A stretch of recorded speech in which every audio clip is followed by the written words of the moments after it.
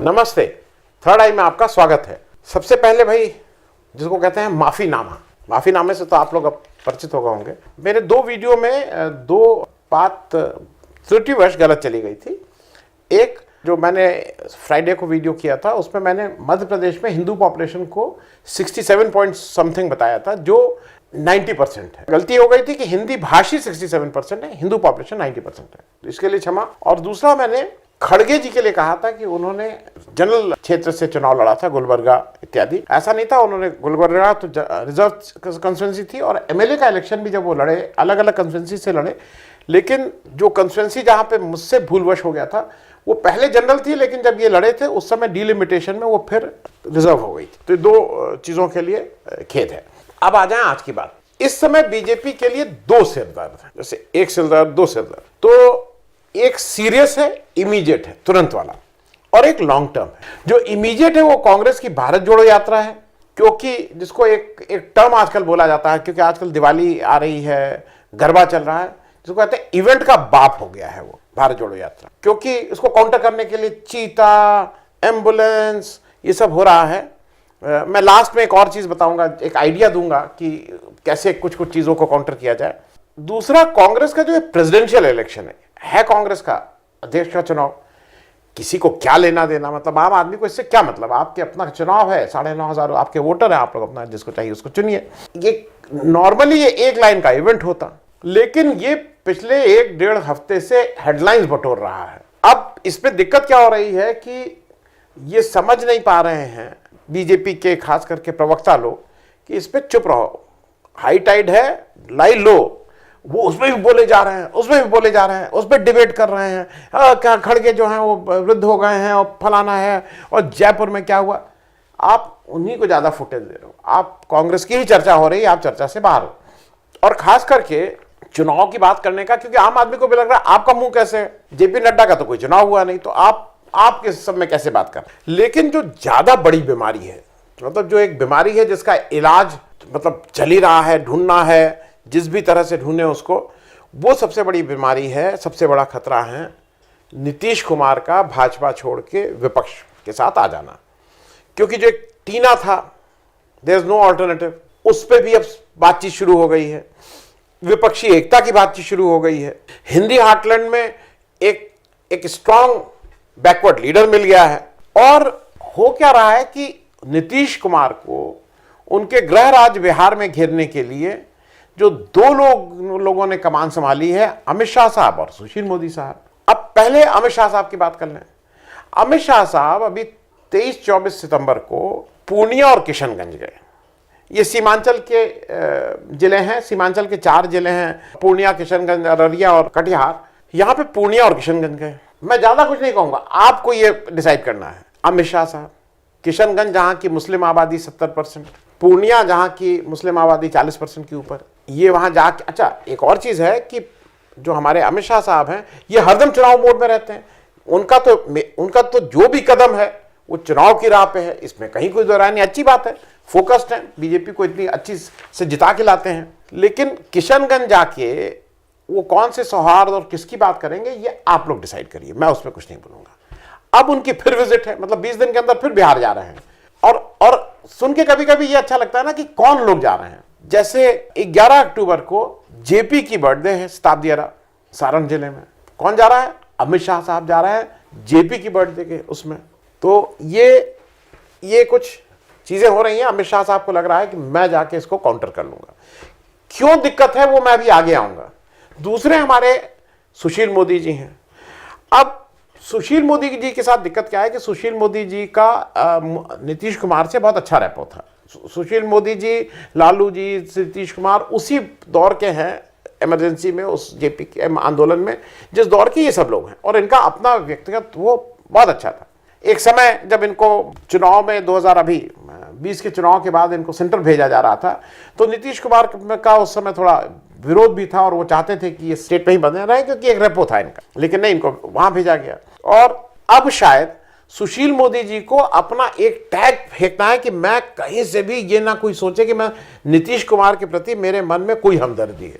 तो उस टैग को फेंकने के लिए वो मालूम नहीं क्या क्या उल जरूर काम कर रहे हैं। क्योंकि अब वो क्या कर रहे हैं आप, अब वो पहले उन्होंने कहा नीतीश कुमार को बीजेपी के कुछ लोग उनका नाम दिया पलटू राम, तो ये अब उसी को की लेके बोल रहे हैं कि ये तो 2 मिनट में पलट जाते हैं। ये पिछले 7 बार पलटे हैं, अब ये 8वीं बार पलटेंगे कि नहीं पलटेंगे इसकी क्या गारंटी है। अरे भाई आज तो वो आपके साथ नहीं है ना, तो जब आएंगे आपके साथ तब इसकी बात करिएगा। अब फिर ये दूसरी बात कर रहे हैं, ये कह रहे हैं कि लालू जी से कोई ये फॉर्मूला बता रहे हैं, लालू यादव से कह रहे हैं कि ऐसा है आपको तेजस्वी को अगर बिहार का चीफ मिनिस्टर बनाना है 2025 से पहले, क्योंकि 2025 में तो हमारी पूर्ण बहुमत की सरकार आएगी बीजेपी की, फिर तो तेजस्वी बन नहीं पाएंगे, तो आप अभी वो कुछ फॉर्मूला बता रहे हैं कैसे 5 जेडीयू के विधायक तोड़िए और क्या क्या करिए। हाँ, ये मैं जरूर मानता हूं कि ये उस विश्वविद्यालय के छात्र हैं, आप किस लेवल के छात्र हैं नहीं मालूम, जो विश्वविद्यालय इस देश में ये गारंटी करता है कि कैसे पार्टियां तोड़ी जाए, कैसे सरकार गिराई जाए, उस विश्वविद्यालय के जो वीसी और जो वो हैं वो इन्हीं की पार्टी के लोग हैं, तो ये वहां से आ रहे हैं। इनको क्या पड़ी है दूसरे की पार्टी में कौन चीफ मिनिस्टर बने कौन न बने, ये राय देने की भी कौन सी जरूरत है। अब मैं थोड़ा आपको ग्राउंड रियलिटी बता रहा हूं कि क्यों समस्या है, मतलब आज बीजेपी नीतीश कुमार को लेकर क्यों घबराई हुई है। मैं पहले उनके गृह राज्य से शुरू कर रहा हूं, थोड़ा जमीनी हालात देख लीजिए। ये सब लोग जेपी आंदोलन से निकले हुए लोग, 89 का आप सबको पता ही है, जनता दल बना, जेपी नीतीश कुमार एमपी बने, मंत्री बने केंद्र में। उसके बाद 91 का इलेक्शन हुआ, फिर एक बार इन लोग जीत के आए, नीतीश और जॉर्ज फर्नांडिस ये सब लोग। 1994 में 1994 में समता पार्टी बनी। उसके बाद 1995 मार्च अप्रैल में समता पार्टी बिहार का विधानसभा इलेक्शन हुआ, समता पार्टी सारे सीटों पर लड़े, 7 सीटें केवल जीते, 7 एमएलए की सीट, जिसमें नीतीश कुमार भी लड़े थे और जीते। नीतीश कुमार ने वहां से इस्तीफा दिया, इन्होंने प्रेफर किया लोकसभा में रहना। अब 1995 के बाद मैं आपको ये चीजें इसलिए बता रहा हूं कि जिसको कहते हैं ना I am party to all this. George साहब की तबीयत खराब होती है, जॉर्ज साहब जसलोक में भर्ती होते हैं, वहीं पे बीजेपी का राष्ट्रीय अधिवेशन होता है। उस समय नीतीश कुमार और जॉर्ज साहब ये डिसाइड करते हैं कि भाई अगर सर्वाइवल की बात है, 7 एमएलए की सीट आई थी, बिहार में शायद 8 सीट पे 1 एमपी बनता है, 1 एमपी भी जीतना मुश्किल होगा उस फॉर्मूले से, तो अपने समता पार्टी के सर्वाइवल के लिए बीजेपी के साथ मिलकर लड़ने के अलावा कोई चारा नहीं है, क्योंकि ये सारे लोग लालू यादव के अगेंस्ट खड़े हुए थे। लालू यादव भाई जनता दल से निकले ही थे लालू यादव के विरोध में, तो ये वहां से बीजेपी के साथ मिलकर एनडीए बनाते हैं और 1996 का इलेक्शन बीजेपी के साथ लड़ते हैं। उस समय समता पार्टी बिहार में 6 लोकसभा सीट जीतती है, 1 यूपी और 1 उड़ीसा में जीतती है, तो कुल 8 सीट जीत के समता पार्टी एनडीए का पार्ट हो जाती है। फिर 1998 का मैं जल्दी से आपको इसलिए बता दे रहा हूं कि आपको मैं एक क्विक वो कर रहा हूं। 1998 में फिर बीजेपी और समता पार्टी का अलायंस होता है, 12 सीटें इस बार समता पार्टी कुल जीतती है, 10 बिहार में, 2 यूपी में। फिर 1999 की बात कर लें, 1999 में समता पार्टी उस समय जेडीयू में विलय हो जाता है, समता पार्टी जेडीयू के साथ मर्ज होती है। हालांकि उसका एक पोर्शन ब्रह्मानंद मंडल जी रख लेते हैं, मतलब वो नहीं वो होते हैं, वो समता पार्टी करके वो चलाते हैं, लेकिन जो जेडीयू का के साथ जॉर्ज साहब और नीतीश जी ये सब लोग उनके साथ चले जाते हैं, और अब जेडीयू और बीजेपी का गठबंधन होता है, एनडीए के पार्ट होते हैं। बीजेपी 99 में 23 सीट जीतती है, जेडीयू 18 सीट जीतता है। दोनों का वोट परसेंटेज मैं इसलिए आपको बता दे रहा हूं कि ये इंपॉर्टेंट है, दोनों मिलके, और बिहार पीपुल्स पार्टी भी है, ये तीनों पार्टी मिलके 45% वोट शेयर होते हैं एनडीए का। 1998 में जो वोट शेयर होता है इस एनडीए का वो 40% होता है, और जो यूपीए का होता है जिसमें आरजेडी और कांग्रेस मिलकर चुनाव लड़ती है, 1998 की बात मैं कर रहा हूं, उसका 33% होता है। नाउ अब आ जाता है 99, मैंने आपको बता दिया, 23 सीट ये, 18 सीट जेडीयू। यूपीए में आरजेडी और कांग्रेस मिलकर लड़ते हैं, लेकिन 1999 में लालू यादव के इनिशिएटिव पे ना केवल कांग्रेस बल्कि सीपीआई, सीपीएम और आरएलडी भी उस गठबंधन का पार्ट रहते हैं। 39% वोट इनको भी मिलते हैं, लेकिन सीटें मिलती हैं कुल 11। अब आ जाता है 2004 में के इलेक्शन के समय झारखंड बिहार से अलग हो चुका रहता है, सीटें रह जाती हैं 40 अब बिहार में, और बीजेपी जेडीयू फिर मिलकर लड़ते हैं, 11 सीट आती हैं 2004 में, वोट परसेंट होता है 37%। यूपीए का इस समय क्यों ये होता है ये भी आप समझ लीजिए। आरजेडी, रामविलास पासवान की लोक जनशक्ति पार्टी, कांग्रेस, सीपीएम, एनसीपी, ये सब लोग मिलके यूपीए के बैनर पे लड़ते हैं, 45% वोट आता है और इनकी सीटें आती हैं 29 ये 11 एनडीए, जिसमें जेडीयू की 6, बीजेपी की 5। अब आता है 2009 में एनडीए का वोट प्रतिशत 38% 2009 में। और ये इंपॉर्टेंट इलेक्शन है इसलिए क्योंकि ये समझना आपके लिए ज़रूरी है।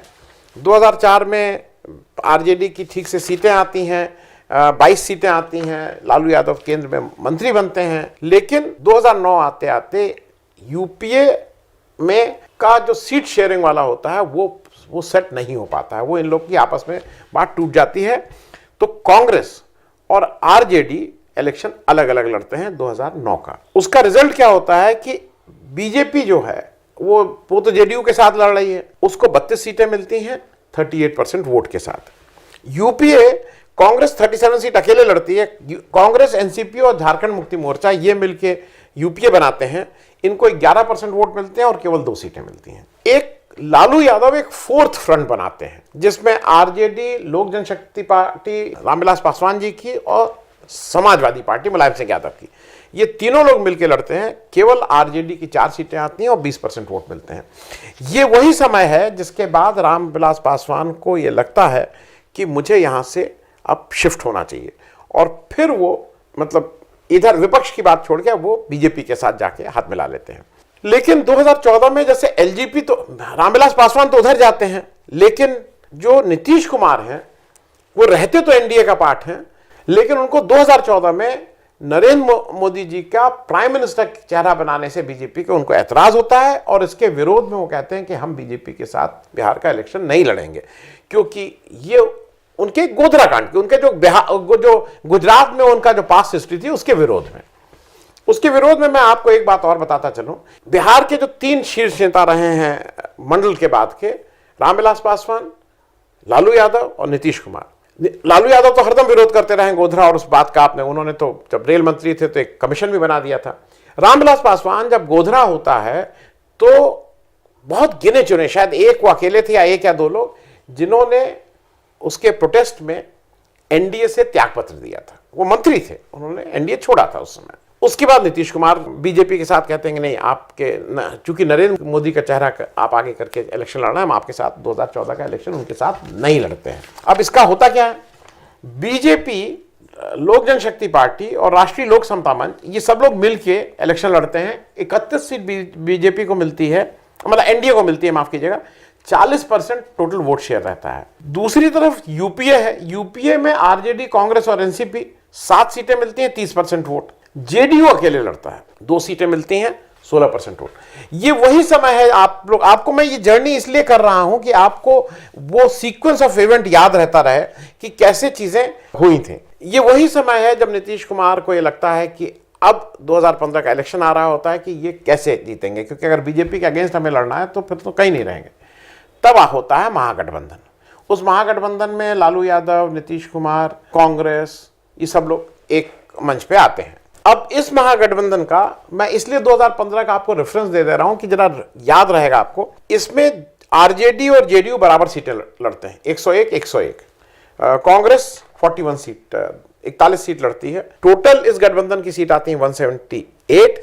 टोटल वोट परसेंटेज होता है 43%। लेफ्ट फ्रंट अलग लड़ रहा होता है इस बार 2015 में, उसकी 3 सीट आती हैं 3% के साथ। जो एनडीए है वो बीजेपी, लोक जनशक्ति पार्टी, हम और राष्ट्रीय लोक समता पार्टी, ये सब लोग मिलकर लड़ते हैं। इनकी 58 सीट आती हैं, 35% वोट परसेंटेज। अब आता है 2019 का इलेक्शन। इस समय तक अमित शाह को ये समझ में आ जाता है कि अगर नीतीश कुमार उनके साथ नहीं है तो उनका सफाया भी हो सकता है बिहार की पॉलिटिक्स से, क्योंकि एनडीए में समता पार्टी कह लीजिए या जेडीयू कह लीजिए, वो 96, 98, 99, 2004, 2009 के सारे इलेक्शन साथ लड़े हैं। 2014 में वो पहली बार अलग होते हैं, लेकिन लालू के साथ नहीं जाते हैं। 2014 के लोकसभा इलेक्शन नीतीश अलग लड़ते हैं, इसलिए शायद वोट बंटने के चक्कर में बीजेपी का फायदा हो जाता है, उनको सीटें मिल जाती हैं। लेकिन 2019 में अमित शाह ये जानते हैं और अपने सिटिंग एमपीज के टिकट काट के फिर से जेडीयू और नीतीश कुमार को वापस लाते हैं, इस टर्म पे लाते हैं। और इधर नीतीश का और तेजस्वी यादव के बीच की भी कुछ दिक्कतें होने लगी थी वर्किंग अरेंजमेंट में, नीतीश भी यहाँ लाए जाते हैं, उनके ऊपर भी प्रेशर रहता है क्योंकि उनके पास भी उनके एमपी कैसे अकोमोडेट होते हैं। खैर, वो वापस आते हैं एनडीए के साथ और 17 सीट पे लोग चुनाव लड़ते हैं और 20 में से 39 सीट्स एनडीए के खाते में 2019 के इलेक्शन में आती हैं। Vote percentage 54%। यूपीए और महागठबंधन, अब वो उसका नाम महागठबंधन बोला जाता है, ये सब लोग मिलकर चुनाव लड़ते हैं, आरजेडी, कांग्रेस, क्योंकि अब ये 2009 के बाद लालू यादव 2009 का चुनाव साथ नहीं लड़े थे, उनकी 4 ही सीटें आई थी और उसके बाद थोड़ा कांग्रेस ने, मैं हालांकि उस व्यक्तिगत रूप से मैं उस चीज़ को ठीक नहीं मानता हूं, इनको केंद्र की सरकार में अकोमोडेट नहीं किया गया था 2009 में लालू यादव को, जो मेरे हिसाब से ठीक नहीं था इनको, क्योंकि ये एक ऐसे व्यक्ति थे जो सोनिया गांधी के साथ, कांग्रेस के साथ, यूपीए के साथ उस एक एक्सेप्शन को छोड़ के हरदम खड़े रहे थे। खैर, इस जो यूपीए है उसको 2019 में 32% वोट मिलते हैं। अब आता है 2020 का इलेक्शन। 2020 के इलेक्शन में बीजेपी और जेडीयू 7 इलेक्शन लड़ते हैं, बाकी गठबंधन एक साथ है। 2020 का जब विधानसभा इलेक्शन होता है तो बीजेपी 110 सीटें लड़ती है, जेडीयू 115 सीटें लड़ता है, ये ध्यान रखिएगा। बीजेपी 74 सीट जीतती है, जेडीयू 43 सीट जीतता है। कारण इसमें बहुत बड़ा ये होता है कि चिराग पासवान को Amit Shah as a tactics कि नीतीश कुमार को थोड़ा कंटेन रखा जाए, उनकी पार्टी के एमएलए कमाए, वो उन सारी जगहों पे चिराग पासवान के पीठ पे हाथ रख के उनके कैंडिडेट से चुनाव लड़वाते हैं जहां जहां जेडीयू है, और एनडीए से चिराग पासवान को बाहर भी नहीं किया जाता है। ये नीतीश भी समझ रहे होते हैं।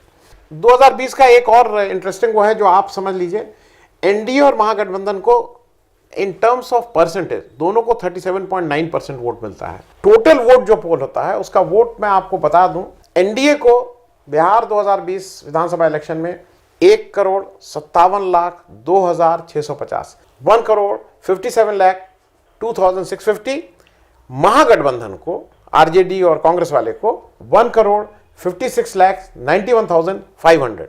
In terms of vote 11,150 vote केवल ज्यादा मिलते हैं। 11,150 वोट टोटल वोट में।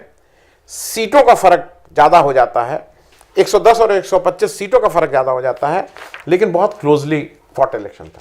अब इस समय अमित शाह को एक चीज बिल्कुल क्लियर हो गई है कि बीजेपी छोड़ के अगर सारी पार्टीज एक जगह हो गई हैं तो जिसको कहते हैं बिहार में बीजेपी के लिए बोहनी भी मुश्किल है। एक सीट जीतना के भी लाले पड़ सकते हैं, जो आज के हालात हैं। कल के दिन कौन छोड़ के कहां चला जाए वो एक अलग बात है। जैसे वेस्ट बंगाल में अगर ममता बनर्जी के सामने ये खड़े हैं और अगर थोड़ी भी विपक्ष की तालमेल बन जाता है तो बीजेपी का वहां से जो 18 सीट हैं उसमें से एक आध सीट से ज्यादा की भी दिक्कत हो सकती। तो इस समय अमित शाह के लिए जरूरी है कि वो बिहार जाएं, कुछ ऐसा हो, कहीं कुछ तो हो, किशनगंज जाएं, पूर्णिया जाएं, अररिया जाएं, इन सब जगह जाएं, कुछ ऐसा माहौल हो। चलते चलते मैं एक अंतिम बात कर दूं, इवेंट की एक आइडिया दे दूं। राहुल गांधी की कल बहुत से लोगों ने पिक्चर देखी होगी कि जब वो कर्नाटक में है तो मूसलाधार पानी पड़ रहा है और वो खड़े होकर उसी में भाषण दे रहे हैं, सामने लोग सुन रहे हैं। इस तरह का एक नज़ारा एक बार हम लोगों ने महाराष्ट्र इलेक्शन में भी देखा था, जब शरद पवार साहब भीगते हुए पानी में भाषण दे रहे थे। लेकिन एक जो हमारे यहाँ के सबसे बड़े इवेंट मैनेजर हैं, मुझे ऐसा लगता है कि वो एक कई जगह होता है, पिक्चर में आप नहीं देखते हैं, वो फायर टेंडर लगा दिया जाता है पानी भगाने में और वो आर्टिफिशियल रेन करता है। तो उस तरह का एक इवेंट होना ज़रूरी है क्योंकि ये सब लोग लाइमलाइट ले जा रहे हैं। मुझे ऐसा लगता है कि उस तरह का एक इवेंट भी हो जाए। थैंक यू सो मच, धन्यवाद।